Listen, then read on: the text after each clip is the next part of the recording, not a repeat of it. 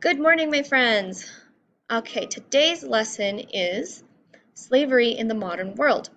At home, read along with me the objective. I can form an opinion on how ancient and modern slavery affect my views on human rights by reading a text and answering a question. So this is what we're doing today. Before we get started, our opening question is, what do you think of when you hear the word slavery? As a reminder, there are no right or wrong answers to this question. You just need to put down your thoughts. What do you think of when you hear this word? I will give you some time to think about it. As a reminder, you can pause the video at any time and come back when you're finished writing. So take a second. Great. All right. So here is our timeline. We are going to look at the timeline of sort of slavery and how it developed. So we have 6800 BCE, the world's first city-state emerges in Mesopotamia. Land ownership and the early stages of technology bring war. Enemies are captured and forced to work. So that is one of the earliest instances of slavery, 6800 BCE.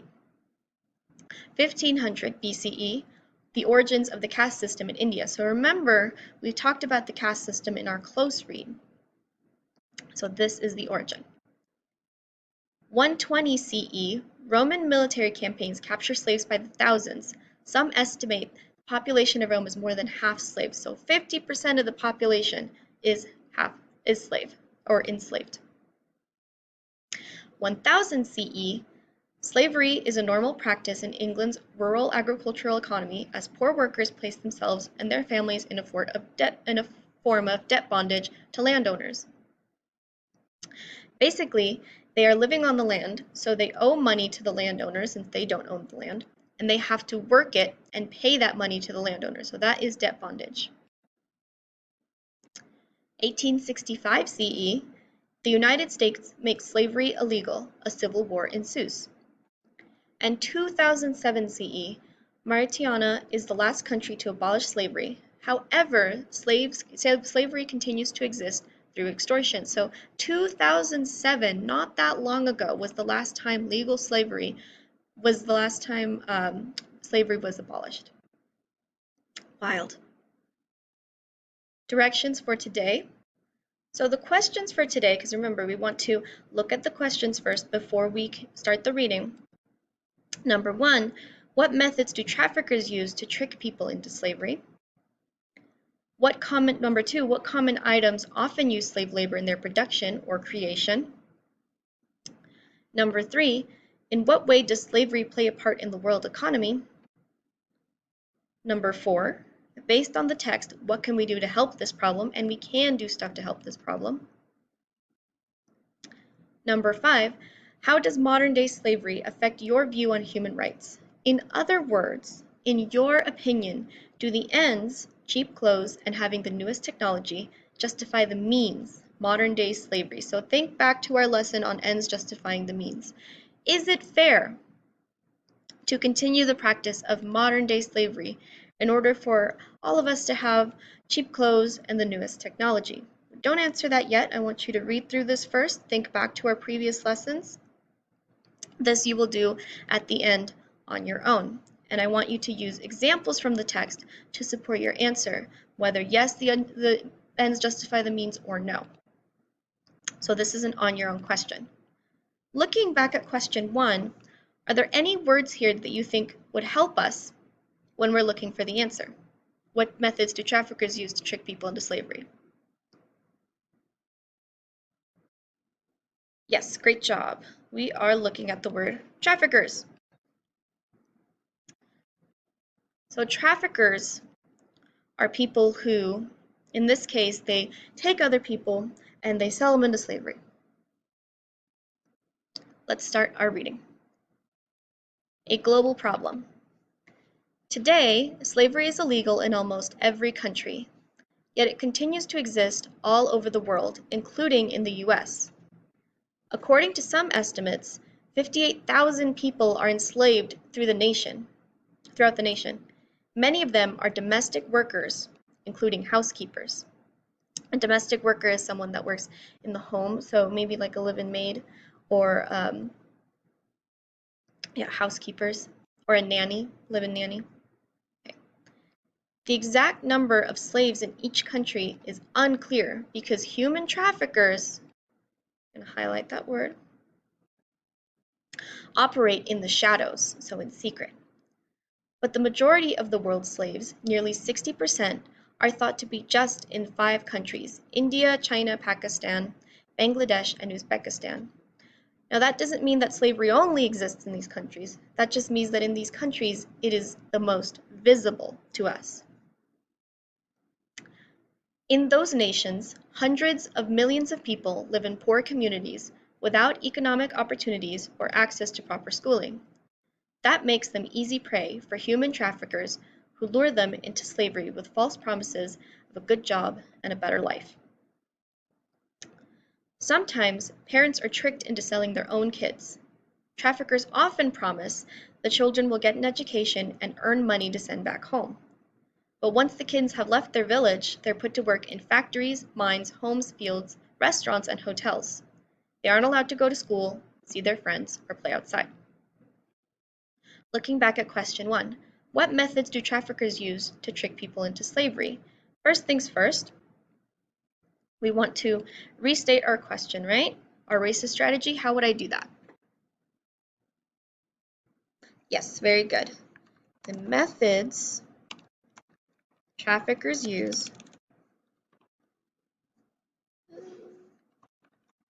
to trick people into slavery are, let's look back at our text. What do we see here? Yes, very good. False promises of a good job and a better life. So we can write that down here as our answer. Are promising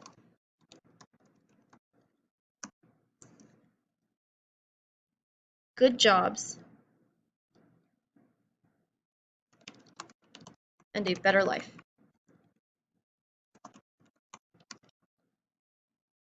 Is there another example given in the text that we could have used? Yes. Sometimes parents are tricked into selling their kids with promises that the child will get an education and earn money. So yeah, that is another way that they trick people into slavery. And if you want to write that down on your own paper, go ahead. Make sure to pause. All right. Moving on, so now we're looking for question 2. What common items often use slave labor in their production? Okay. Here. Like child laborers, child slaves work in hazardous conditions for hours on end. But one distinction, says Bryant, is that slaves are owned by their captors and can't return home. In Southeast Asia, for example, kids as young as 7 are forced to weave rugs in dark rooms with no fresh air. In West Africa, they get up at 6 in the morning to harvest cocoa beans in the scorching heat. In Latin America, they work on farms where they're exposed to toxic chemicals, picking crops until their fingers bleed. We were confined in one room and made to work for a period of 12 hours, said Ravi, a former child slave at a carpet factory in India. I would think of running away, but the thought of running away was always followed with the fear of getting caught.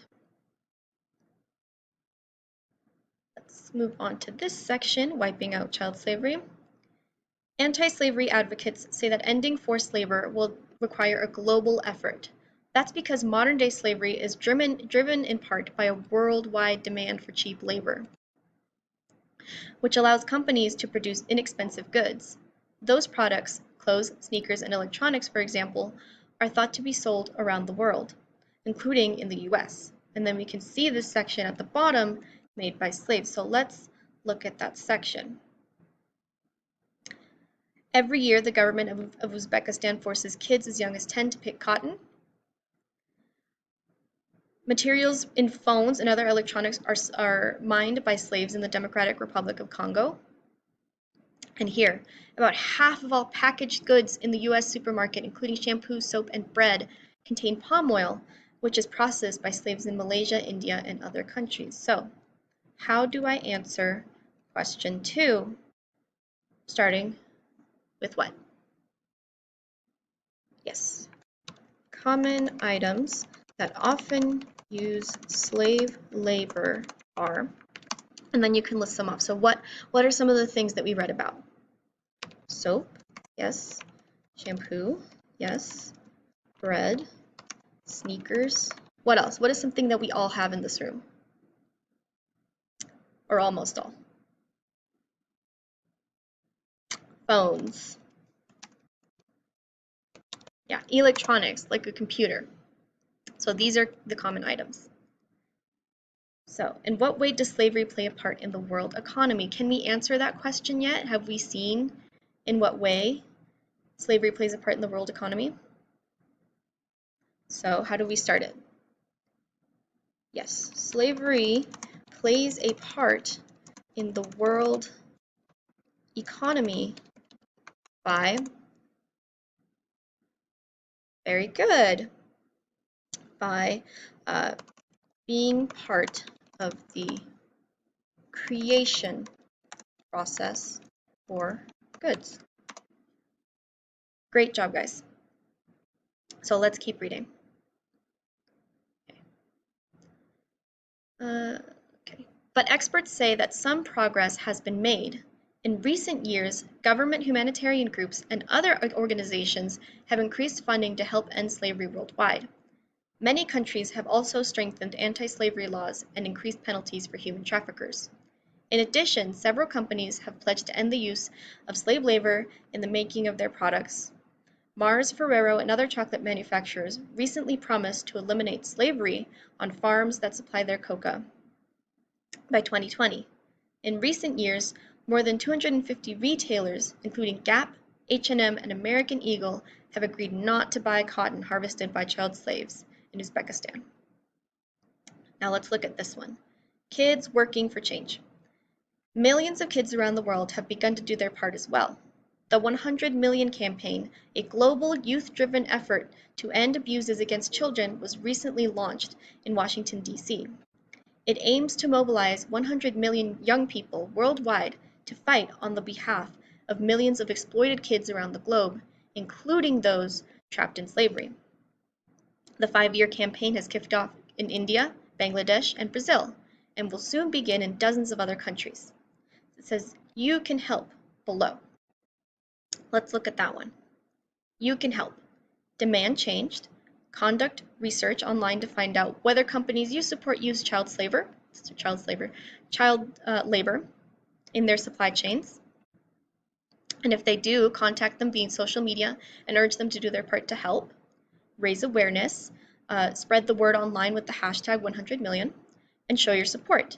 So donate aid to organizations that work combating child slavery. So, how do I answer question 4? Starting with what?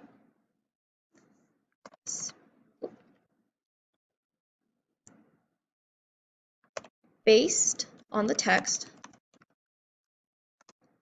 we can help this problem by demanding change, yes. How? Asking companies we use to stop using child labor, slave labor. Great. Are there more things we could add? Yes, this whole section, you can add things from the whole section. All right. After you're done with question 4, make sure to take a second, think, answer question 5 to the best of your abilities, making sure that you are taking examples from the text and citing it. Once you're done with that, turn in this paper. All right, that is all I have for you. Have a great rest of your day.